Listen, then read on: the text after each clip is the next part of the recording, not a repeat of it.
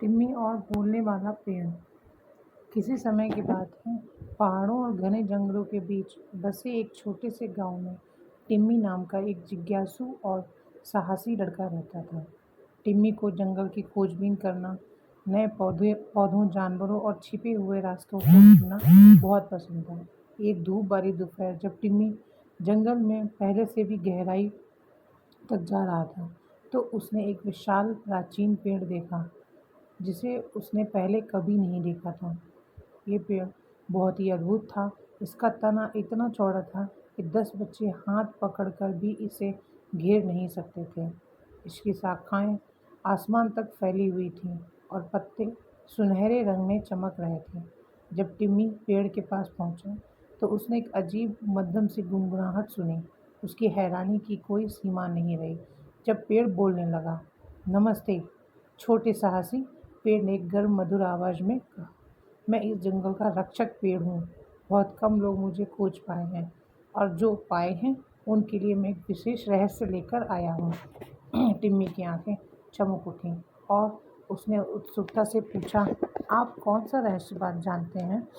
पेड़ ने मुस्कुराते हुए कहा, इस जंगल में एक जादुई झरना है जिसका पानी सभी दुखों और बीमारियों को ठीक कर सकता है, लेकिन वहाँ तक पहुँचना आसान नहीं है। तुम्हें कठिन चुनौतियों का सामना करना पड़ेगा और अपने साहस का परिचय देना पड़ेगा। टिम्मी ने साहसपूर्वक कहा, मैं तैयार हूँ। कृपया मुझे बताइए कि मुझे क्या करना होगा। पेड़ ने अपनी एक शाखा को नीचे की ओर झुकाते हुए कहा, इस शाखा को पकड़ो और ये तुम्हें जादुई झरने के रास्ते पर ले जाएगी। याद रखना, तुम्हें अपनी बुद्धिमानी और दिल की सुननी होगी।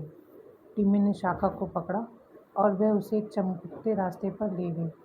रास्ते में उसे कई चुनौतियों का सामना करना पड़ा, जैसे पहेलियाँ सुलझाना, बहादुरी दिखाना और दूसरों की मदद करना। आखिरकार टिम्मी जादुई झरने तक पहुंच गया।